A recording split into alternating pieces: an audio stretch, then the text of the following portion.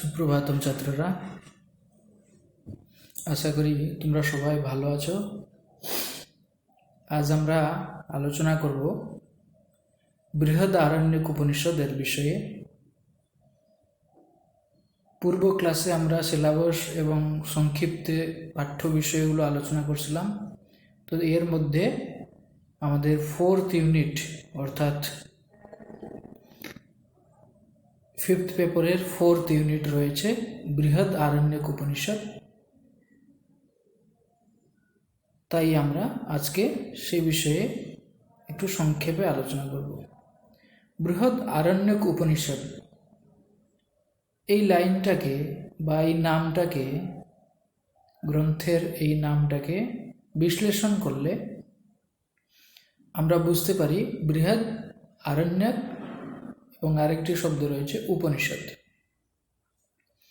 প্রথমেই আমরা বুঝতে লাগব উপনিষদ কি, উপনিষদ শব্দের অর্থ কি। সামান্যত উপসর্গ, নি উপসর্গ, সদ ধাতু এবং কিপ প্রত্যয়, উপ নি সদ প্লাস কিপ হয়ে উপনিষদ শব্দ নিষ্পন্ন হয়।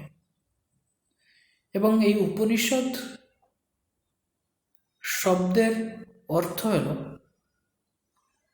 বিভিন্ন অর্থ রয়েছে, মুখ্যত তিনটি অর্থ। এই উপনিষদ শব্দের মুখ্যত তিনটি অর্থ আমরা এখানে আলোচনা করব। প্রথম অর্থটি হল যে উপ অর্থাৎ নিকটে, বসে, কার নিকটে বসে না গুরুর নিকটে বসে এই গ্রন্থকে অধ্যয়ন করার দ্বারা সদ অর্থাৎ বিনাশ হয়। কার বিনাশ হয়? অর্থাৎ অজ্ঞানের বিনাশ হয়। তাই উপনিষদ শব্দের অর্থ হল গুরু সন্নিকটে উপবেশন করে, গুরু সন্নিকটে বসে যে গ্রন্থের অধ্যয়ন করার দ্বারা মানবের বা মানুষের অজ্ঞানের বিনাশ হয়, তাকেই উপনিষদ বলা হয়। এবং সদ ধাতুর আরেকটি অর্থ রয়েছে। সেই অর্থটা কি না গতি। সদ ধাতুর আরেকটি অর্থ, প্রথম সদ ধাতুর অর্থ হলো কি না বিনাশ করা। কাকে বিনাশ করে না অজ্ঞানকে বিনাশ করে। অর্থাৎ গুরু সান্নিধ্য প্রাপ্ত করে যে পুস্তক অধ্যয়ন দ্বারা অজ্ঞানের বিনাশ হয়, সেই হলো উপনিষদ। এর পরবর্তী অর্থ হলো যে সদ ধাতুর অর্থ হলো কি গতি। গতি মানে কি না যে গ্রন্থের অধ্যয়ন দ্বারা অর্থাৎ গুরু সান্নিধ্যে যে গ্রন্থের অধ্যয়ন দ্বারা মানুষ অগ্রসর হয়। কোন দিকে অগ্রসর হয় না পরমাত্মার দিকে অগ্রসর হয়, মোক্ষ প্রাপ্তির দিকে অগ্রসর হয়, গতিবান হয় মোক্ষ প্রাপ্তির দিকে, সেই গ্রন্থকেই বলা হয় কি উপনিষদ। তাই উপনিষদ শব্দের দ্বিতীয় অর্থ হলো কি গুরু সান্নিধ্য প্রাপ্ত করে বা গুরুর নিকটে বসে যে গ্রন্থের অধ্যয়ন দ্বারা মানব বা মনুষ্য মোক্ষ প্রাপ্তির দিকে অগ্রসর হয়, সেই গ্রন্থকেই বলা হয় কি উপনিষদ বলা হয়। সদ ধাতুর আরও একটি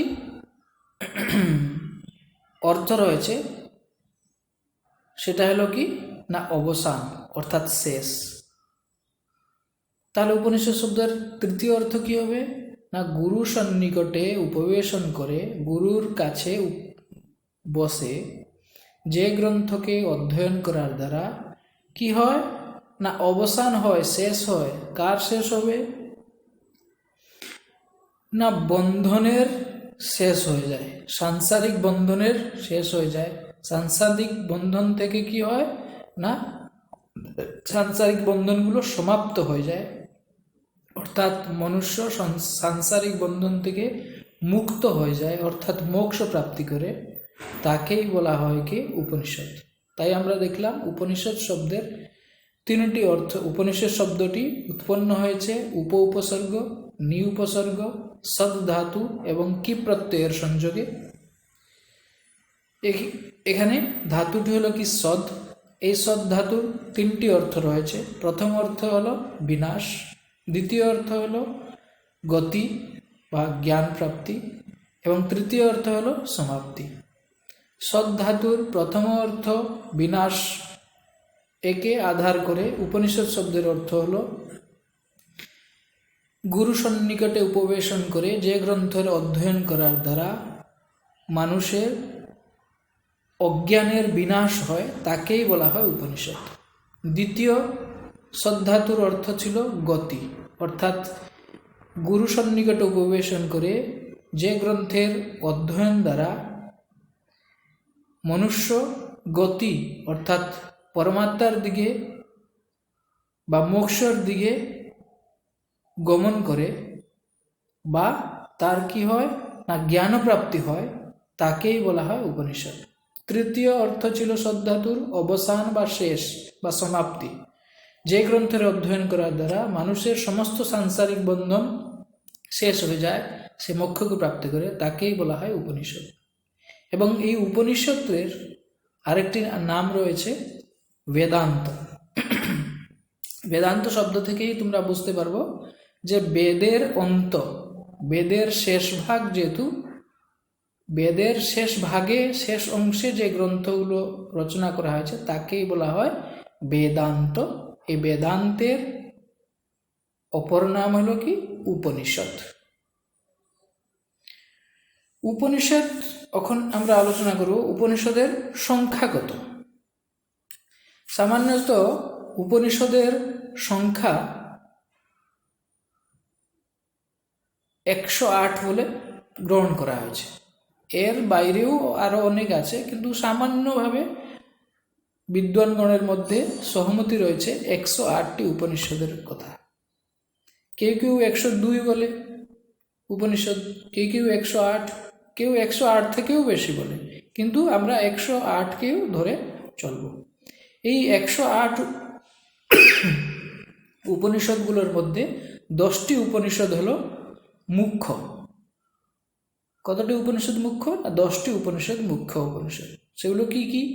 ঈশোপনিষদ, কেনোপনিষদ, কঠোপনিষদ, প্রশ্ন উপনিষদ, মণ্ডুক উপনিষদ, মাণ্ডুক্য উপনিষদ, তৈত্তরীয় উপনিষদ, ঐতেরেয় উপনিষদ, ছান্দোগ্য উপনিষদ এবং শেষে বৃহৎ আরণ্যক উপনিষদ।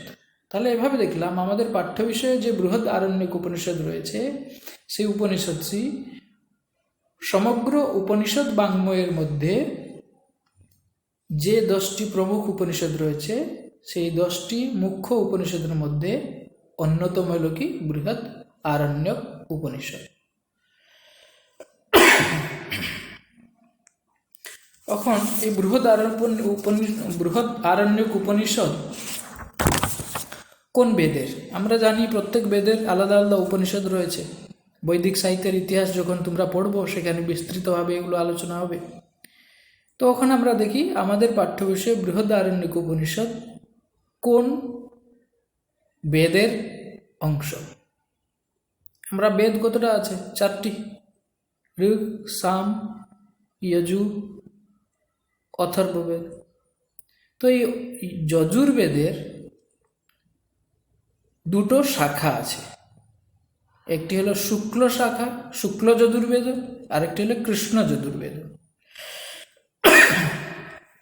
শুক্ল যজুর্বেদের আবার 2টো ভাগ আছে, 2টো শাখা, কাণ্য শাখা এবং মাধ্যন্দিন শাখা। এবং এই শুক্ল যজুর্বেদের অংশ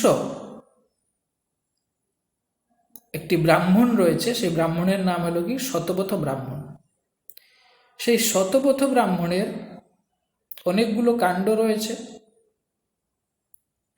কিন্তু শতপথ ব্রাহ্মণের 17তম 17th 17তম কাণ্ড থেকে বা 17তম কাণ্ডের 3য় অধ্যায় থেকে প্রারম্ভ হয়েছে বৃহৎ আরণ্যক উপনিষদ। তাহলে এই আলোচনা থেকে আমরা কি বুঝলাম? বৃহৎ আরণ্যক উপনিষদ হলো শুক্ল যজুর্বেদের শতপথ ব্রাহ্মণের 17তম কাণ্ডের 3য় অধ্যায় থেকে প্রারম্ভ হয়েছে। তাই আমাদের পাঠ্য বিষয় বৃহদারণ্যক উপনিষদ যজুর্বেদের অর্থাৎ শুক্ল যজুর্বেদের শতপথ ব্রাহ্মণের একটি ভাগ। এখন আমরা আসি এই বৃহৎ আরণ্যক উপনিষদের কতটি কাণ্ডে বিভক্ত। বৃহৎ আরণ্যক উপনিষদ মুখ্যত 3টি কাণ্ডে বিভক্ত রয়েছে: মধুকাণ্ড, যাজ্ঞবল্ক্য কাণ্ড এবং খিলকাণ্ড। আবার মধুকাণ্ডে রয়েছে প্রথম এবং দ্বিতীয় ব্রাহ্মণ, যাজ্ঞবল্ক্য কাণ্ডে রয়েছে তৃতীয় এবং চতুর্থ ব্রাহ্মণ, খিলকাণ্ডে রয়েছে পঞ্চম এবং ষষ্ঠ ব্রাহ্মণ। এভাবে আমরা দেখলাম বৃহদারণ্যক উপনিষদে 3টি কাণ্ড রয়েছে: মধুকাণ্ড, যাজ্ঞবল্ক্য কাণ্ড, খিলকাণ্ড, এবং প্রত্যেক কাণ্ডের 2টো ব্রাহ্মণ রয়েছে। মধুকাণ্ড এর মধ্যে রয়েছে প্রথম ব্রাহ্মণ, দ্বিতীয় ব্রাহ্মণ, যাজ্ঞবল্ক্য কাণ্ডের মধ্যে রয়েছে তৃতীয় এবং চতুর্থ ব্রাহ্মণ, খিলকাণ্ডের মধ্যে রয়েছে পঞ্চম এবং ষষ্ঠ ব্রাহ্মণ। এই যাজ্ঞবল্ক্য কাণ্ডের চতুর্থ ব্রাহ্মণের বা চতুর্থ ব্রাহ্মণই আমাদের আলোচ্য বিষয়। চতুর্থ ব্রাহ্মণে আবার অনেকগুলো অধ্যায় রয়েছে, সব অধ্যায়গুলো আমাদের আলোচ্য বিষয় নয়। তৃতীয়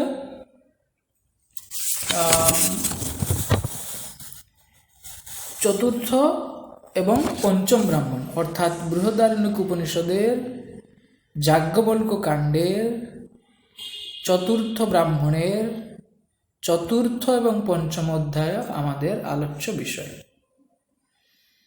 চতুর্থ অধ্যায়ে অর্থাৎ বৃহদারণ্যক উপনিষদের যাজ্ঞবল্ক্য কাণ্ডের চতুর্থ ব্রাহ্মণের চতুর্থ অধ্যায়ে আত্মার বিষয়ক আলোচনা রয়েছে। আত্মা কি, আত্মার উৎক্রমণ কেমন হয়, আত্মা কিভাবে শরীরকে ছেড়ে যায়, এই সমস্ত বিষয় আলোচিত হয়েছে। এবং পঞ্চম ব্রাহ্মণে আলোচিত হয়েছে অমৃতত্ব প্রাপ্তির উপায়। তাহলে যাজ্ঞবল্ক্যের কাণ্ডের অর্থাৎ বৃহদারণ্যক উপনিষদের যে 2টো ব্রাহ্মণ আমাদের রয়েছে, চতুর্থ এবং পঞ্চম ব্রাহ্মণ, এই 2টো ব্রাহ্মণতে 2টি মুখ্য বিষয় আলোচিত হয়েছে। চতুর্থ ব্রাহ্মণে আত্মা বিষয়ক আলোচনা রয়েছে, আত্মার উৎক্রমণ বিষয়ক আলোচনা রয়েছে, এবং পঞ্চম ব্রাহ্মণে অমৃতত্ব প্রাপ্তির উপায় অর্থাৎ মোক্ষ প্রাপ্তির উপায় বিষয়ে আলোচিত হয়েছে। এই হলো সংক্ষেপে বৃহদারণ্যক উপনিষদের বোঝার বিষয়। আশা করি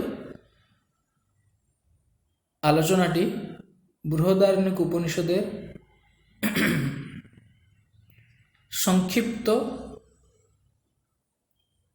সংক্ষেপে বোঝার জন্য সহায়ক হবে।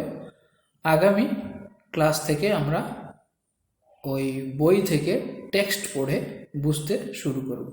কোনো সন্দেহ যদি থাকে তাহলে অনলাইন ক্লাসে তোমরা জিজ্ঞেস করতে পারো।